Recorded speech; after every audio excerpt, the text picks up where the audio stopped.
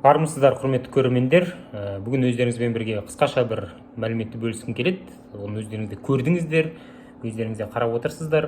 Ол Орталық Азия мемлекеттерінің басшыларының Қырғызстанда бас қосуы. Жалпы не үшін бас қосты, не айтылды, не талқыланды дегенге қысқаша тоқталатын болсақ, біріншіден бұл енді тура осындай форматта кездесіп отырған алғашқы мәрте емес, яғни 4-ші мәрте кездесіп отыр. Орталық Азия мемлекеттерінің басшыларының консультативтік кездесуі деп аталады. Бүгін 4-ші мәрте өтті, бұған дейін 3 мәрте өткен болатын, және біршама мәселелер талқыланды. Енді консультативтік кездесу болғандықтан бұл ұйым емес, бұл одақ емес, бұл жерде көбінесе қордаланған мәселелерді аймақтағы шешудің жолдары, пікірлері, көзқарастары, ұсыныстары айтылады. Сол бойынша қандай да бір жаңағы құжаттар қабылданады, шешу жолдары ұсынылады деген сияқты.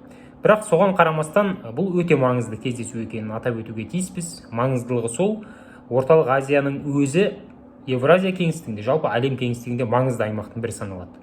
Оны түсіну үшін жалпы қысқаша ғана картаға қарасақ жеткілікті. Орталық Азия ол солтүстігінде христиан және православ әлеміне шығудың жолы жатыр. Орталық Азия арқылы шығысқа қарайтын болсақ, Қытай және өзге де алып мемлекеттерге шығудың жолы жатыр. Оңтүстікке қарайтын болсақ, ол мұсылман әлемі және таяу шығыс елдеріне шығудың жолы жатыр.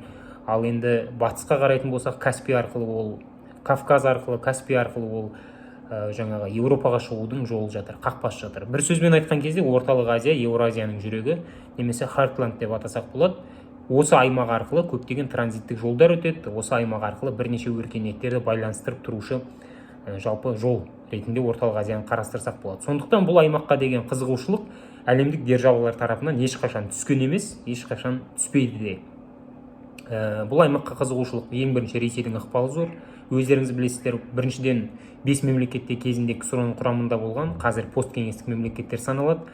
КСРО тарағаннан кейін Ресей бұл аймақтағы өзінің ықпалын жоғалтпау үшін мәдени тұрғыдан болсын, саяси тұрғыдан болсын, экономикалық тұрғыдан болсын, әскери тұрғыдан болсын, түрлі рычагтарды сақтап қалудың жолдарын, іс-әрекеттерін жасауда. Мысалы, экономикалық тұрғыдан Евразиялық экономикалық одаққа аймақтағы бірнеше мемлекетті кіргізді. Әскери тұрғыдан ОКШО, яғни ОДКБ-ға бірнеше мемлекетті мүше етті. Өзге мәдени тұрғыдан орыс тілінің ықпалын азайтпау үшін орыс тілі мектептерін сақтап қалу, орыс тілі мектептеріне мұғалімдерді дайындау, орыс тілі күндерін өткізу, орыс тіліне арналған орыс әдебиеті кітаптарын жаппай жіберу және тағы да басқа іс-әрекеттерді жасауда. Әскери тұрғыдан мысалы Қазақстанда бірнеше әскери нысаны бар, Қырғызстанда әскери үлкен базасы бар, Орталық Азия елдерінің ішінде ең үлкен әскери базасы Тәжікстанда тұр деген сияқты 7000-ға жуық сарбазы бар. Яғни Ресей әскери тұрғыдан, саяси, мәдени тұрғыдан өзінің ықпалын жоғалтқысы келмейді. Бірақ бұл аймақта Ресейден бөлек Қытайдың да, ақш-тың да, батыс мемлекеттерінің де, араб елдерінің де өзінің мүдделері бар, түрік мемлекетінің де өзінің мүддесі бар. Мысалы, Қытай Орталық Азия мемлекеттерінің сыртқы істер министрлерінің басын қоса отырып, Орталық Азия және Қытай атты форматта сондай бір кездесулер өткізді. Биыл 3-ші рет өтті, өздеріңіз білесіздер. Ал енді ақш бұрыннан ежелден келе жатқан 5+1 деген форматты қалыптастырған. 5 деген Орталық Азиядағы 5 мемлекет, +1 ол Америка құрама штаттары. Америка құрама штаттары да осы арқылы Орталық Азияда өзінің ықпалын арттыруды ойлайды. Яғни Орталық Азия өте маңызды бір аймақ. Соңғы жылдары араб мемлекеттері инвестиция құю арқылы осы Орталық Азиядағы өзінің ықпалын күшейткісі келеді, әсіресе ол діни фактор бойынша. Яғни бұл аймақтың халқының басым көпшілігі мұсылмандар, сол арқылы өзінің ықпалын арттыру жолдарын іздейді. Түрік мемлекеттері жаңағы бұл аймақтағы түркілердің басым көпшілігі түркілер екенін жақсы білесіздер, сондықтан түркі фактор арқылы өзінің ықпалын арттырғысы келеді. Яғни бір сөзбен айтқан кезде Орталық Азияның кілтін іздеу және Орталық Азияға ықпал ету жолдарын, бағыттарын, ықпал ету іс-әрекеттерін мемлекеттер барынша іздеп талпынып жатыр. Сондықтан Орталық Азия қашанда маңызды болған. Екіншіден, бұл маңыздылықты Орта Азия мемлекеттерінің өздері де жақсы түсінеді және жақсы түсінгендіктен де осындай түрлі форматтағы кездесулер өткізеді. Біріншісі, бүгінгі талқыланған мәселелерге келетін болсақ, менің ойымша бұл жерде көп айтылған мәселелердің ішінде 3 мәселе өте маңызды. Ол 1 шекара, 2 су мәселесі, 3 транзиттік жолдар. Шекара мәселесі Орталық Азияның ішінде өкінішке орай 30 жылдың ішіндегі ең өзекті мәселелердің бірі болып қалуда. шекара бойынша енді шекараны шегендеп алған тек Қазақстан ғана орталық Азияда, ал қалған 4 мемлекеттің шекара мәселелері бар. Және соңғы жылдары ол ушығып кетті. Әсіресе Қырғызстан мен Тәжікстанның арасында шекараға байланысты дау-дамай күшейді. Қырғызстан мен Өзбекстанның арасында да, Тәжікстан мен Өзбекстанның арасында да шекара мәселелері бар. Бұл мәселелерді реттеп алмайтын болса, ендеше ол сөзсіз алдағы таңда тағы да бірнеше мәрте қарулы қақтығыстарға, тіпті мемлекеттер арасындағы соғысқа келуі мүмкін. Ол дегеніміз орталық Азияның тыныштығын қашырады. Босқындар мәселесі бар. Орталық Азиядағы лаңкестік, заңсыз қару-жарақ тасымалдау деген сияқты түрлі мәселелерді ушықтырып жібереді. Сондықтан орталық Азияның тыныштығы орталық Азиядағы мемлекеттердің шекара мәселесінің шешілуімен тікелей байланысты. Бүгін осы ұсыныс айтылды және шекараны реттеу бойынша арнайы консультативтік кеңес құру мәселесі көтерілді. Бұл ұсыныс жасаған Қазақстан, себебі Қазақстан жаңа айтып өткендей шекараны шешу бойынша өзінің тәжірибесі бар. Екіншіден, шекараны шешу жолдарын ұсына алатын бірнеше 30 жылдық тәжірибесі бойынша жаңа бағыттары бар. Сондықтан осыны шешіп алу мәселесі ұсынылды. Менің ойымша бұл өте маңызды. Егер шекараны орталық Азия мемлекеттері шеше алмайтын болса, тиісті мәселелерге нүкте қоймайтын болса, шекара бойынша ендеше алдағы таңда қарулы қақтығыстар болады. Ал қарулы қақтығыстар болатын болса, орталық Азиядағы кез келген жасалған экономикалық келісім болсын, мәдени келісім болсын, саяси келісім болсын, барлығының құны көк дейін. Сондықтан шекара бұл маңызды. Бүгінгі талқыланған мәселе ең біріншісі ол шекара. Екіншісі су мәселесі. Су әсіресе ол Қазақстан үшін өте маңызды, себебі біздің еліміздегі сулардың басым көпшілігі трансшекаралық сулар.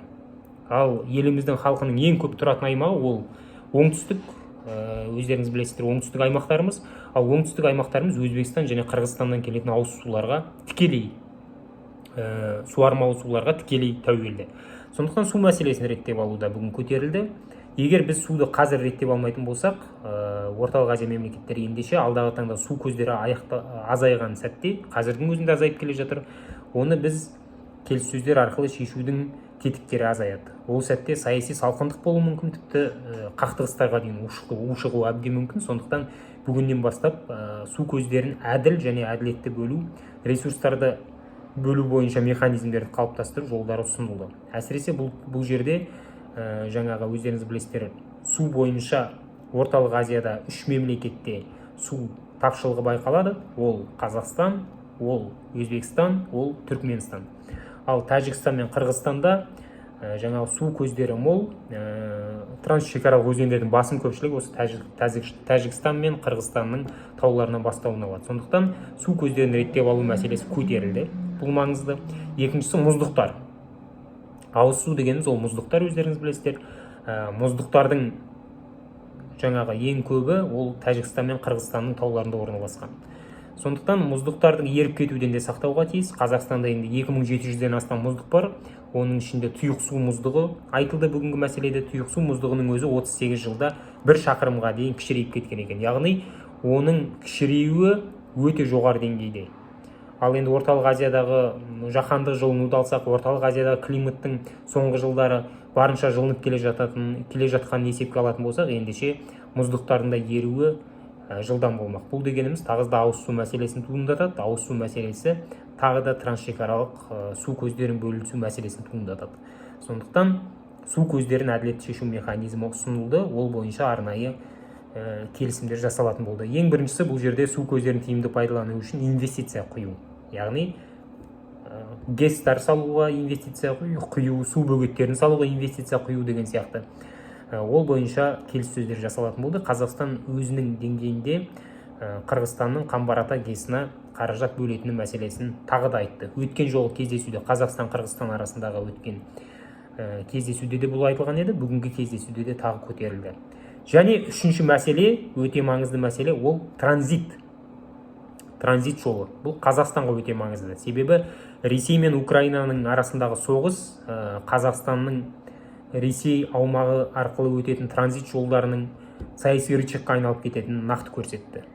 Ол автожолды, темір жолды айтпастан бұрын, ең алдымен ол шикізат тасымалдайтын КТК-ның өзіне бірнеше мәрте өздеріңіз білесіздер, бопса жасалынды. Бұл жерде жаңағы бірінші мәрте дауылға байланысты ктк-ны жауып тастады, екінші мәрте екінші дүниежүзілік соғыстан кейін пайда болған миналарға байланысты ктк-ны тоқтатты, үшінші мәрте 30 күнге дейін тіпті соттың шешімімен экологияға зиян келтірді деп ктк-ны тоқтатты, артынша ол шешімінен бас тартып 200 мың рубль деңгейіндегі айыппұл салды деген сияқты. Бірақ бұның барлығы көрсетіп бергендей, бұл транзит жолы, яғни Ресей аумағы өтетін кез келген транзит жол, ол Ресейдің қысым көрсету рычагына айналады. Сондықтан транзиттің басқа жолдарын іздеу қажеттігін біз түсіндік, және өзге де орталық Азиядағы мемлекеттер оны жақсы біліп отыр. Сондықтан транзиттің басқа жолдарын іздеу процесі жалғасады. Және бүгінгі кездесуде көргеніміздей, Қазақстан өз тарапынан 4 транзиттік жолды ұсынды. Біріншісі, ол Қазақстанның Каспийдегі порттар арқылы Әзербайжанның порттарына Қазақстан тауарларын жеткізу, және Әзербайжан арқылы Грузияға, Грузия арқылы Қара теңізге, Қара теңіз арқылы Европаға тауар сату. Бұл бірінші жол. Екінші жолы Қазақстан арқылы Әзербайжанға жеткізу, Әзербайжан арқылы Әзербайжанның Қарабақ аумағы арқылы Нахчыванға жол салу, Нахчываннан Түркияға жеткізу тауарларды, Түркиядан Европаға мемлекеттеріне тауар жеткізу. Бұл екі жол. Үшінші жолы, қазір жұмыс істеп тұрған жол, ол Қазақстан, Түркменстан, Иран, Түркия темір жолын дамыту. Өздеріңіз білесіздер, жақын аралықта ол қосылды. Сөйтіп Қазақстаннан басталған жаңағы темір жол Түркияға тауар тасымалдау, тауар жеткізу қызметтері іске қосылған болады. Міне осы жолды дамыту, және бұл жолға орталық Азиядағы Түркменстан мен Қазақстаннан бөлек өзге де мемлекеттердің қатысуына ұсыныстар жасалды. Және төртінші жол, бұл Өзбекстан тарапынан жасалған ұсыныс еді. Ол жаңағы Өзбекстан, Ауғанстан, Пәкістан жолы. Былайша айтқан кезде Мазари-Шариф, Кабул, Пешевар жолын салу мәселесі көтерілді. Қазақстанда бұл жобаға қатысуға барынша ниетті екенін көрсетті. Себебі егер де біз жаңағы Ауғанстанда тұрақтылық пен тыныштық орнайтын болса, ендеше Қазақстан осы темір жолды қолдануға ниетті екенін байқатты. Ол үшін бұл темір жолдың салынуына да өзінің үлесін қосуға дайын. Ол үшін темір жолдың салынуына материалдар бөлу немесе вагондармен қамтамасыз ету мәселесіне Қазақстан дайын екенін айтты. Әрине бұл 1-2 жылдың ішінде шешімін табатын мәселе емес, бірақ біртіндеп алға жылжу процестері бар сияқты. Енді тағы бір мәселе бұл жерде, ол Ауғанстанның тыныштығы мәселесі. Себебі транзит жолдары, әсіресе Мазари-Шариф, Кабул, Пешевар транзиттік жолы іске қосылатын болса, және ол жол арқылы Қазақстанда өзінің тауарын жеткізу мүмкіндіктерін алатын болса, ендеше Қазақстан үлкен Пәкістан атты 200 миллион халқы бар нарыққа тікелей жол ашылады, немесе Пәкістан арқылы Үндістанға шығу жол ашылатын болса, ендеше 200 миллионнан бөлек Үндістандағы 1 миллиардтан астам халқы бар нарыққа жол ашылады. Үндістан нарығы, Үндістан экономикасы әлемде қарқынды дамушы экономиканың бірі. Сондықтан ол жақта капитал бар, ол жақта қаржы бар, және ол нарыққа үнемі кез келген тауарды сату мүмкіндігі бар. Сондықтан бұл жол ашылу маңызды. Бірақ бұл жол ашылу үшін ең алдымен Ауғанстанда тұрақтылық пен тыныштық орнау керек. Ал Ауғанстанда тұрақтылық пен тыныштық орнау үшін Ауғанстанның халқының әлеуметтік жағдайы жоғары деңгейде болмаса да, азық-түлік тапшылығы, тым болмағанда азық-түлік тапшылығы болмауға тиіс. Сондықтан Қазақстан Түркменстанда астық салу терминалын жылдамдату мәселесін көтерді. Қазақстан Түркменстанда астық салу терминалын жылдамдатады, және Түркменстан арқылы Ауғанстанға астық жеткізу жолдарын, тиімді пайдалану жолдарын ұсынады. Осы арқылы Ауғанстандағы астық тапшылығы мәселесін шешудің механизмдарын ұсынды. Білесіздер, Ауғанстанда 35 миллионнан астам халық бар. Қазірдің өзінде Ауғанстандағы әлеуметтік жағдай өте нашар. Кей провинцияларында, 34 провинциясында, Ауғанстанның 34 провинциясы бар, сол 34 провинциясының кейбір аудандарында қазірдің өзінде аштық және азық-түлік тапшылығы орасан зор деңгейге жеткен. Сондықтан бұл мәселені шешу, реттеу өте маңызды. Себебі Ауғанстандағы әлеуметтік жағдайдың нашарлауы Ауғанстандағы лаңкестіктің күшеюіне әкеп соғады. Бұл бір. Екіншіден, Ауғанстаннан миллиондаған адамның босып кетуіне әсер етеді. Ол миллиондаған адам босқын болып орталық Азияға келсе, сөзсіз орталық Азиядағы қауіпсіздік, тұрақтылық мәселесі де тағы қарала бастайды. Сондықтан бүгінгі талқыланған мәселелердің ішінде ең маңызды ретінде аталған осы 3 маңызды мәселені айтуға болады. Ол су, ол шекара, ол транзиттік жолдарды іздеу. Егер транзиттік жолдарға назар аударатын болсақ, біз тарапынан ұсынылған 4 транзиттік жолдың 4-еуі де Ресей аумағы арқылы өтпейді. Неге Ресей аумағы арқылы өтпейтінін өздеріңіз жақсы білесіздер. Себебі Ресей аумағы арқылы өтетін кез келген транзиттік жол ол Ресейдің болашақта бізге көрсететін немесе орталық Азияның өзге мемлекеттеріне көрсететін қысым рычагы болмақ. Сондықтан бұл мәселеде біз транзиттік жолда Ресейді айналып өту жолдарын ұсынды. Бұл да өте маңызды деп өз басым ойлаймын. Орталық Азия мемлекеттерінің кездесуінде экономика мәселесі де талқыланды, Арал теңіздің қалпына келтіру мәселесі де талқыланды, мәдени күндерді өткізу мәселесі де талқыланды. Бірақ оның барлығы жаңағы айтқан үш мәселенің тұрақты шешілуіне тікелей байланысты. Ол шекара, ол су, ол транзиттік жолдар. Қысқаша айтқанда осы. Сау саламатта болыңыздар.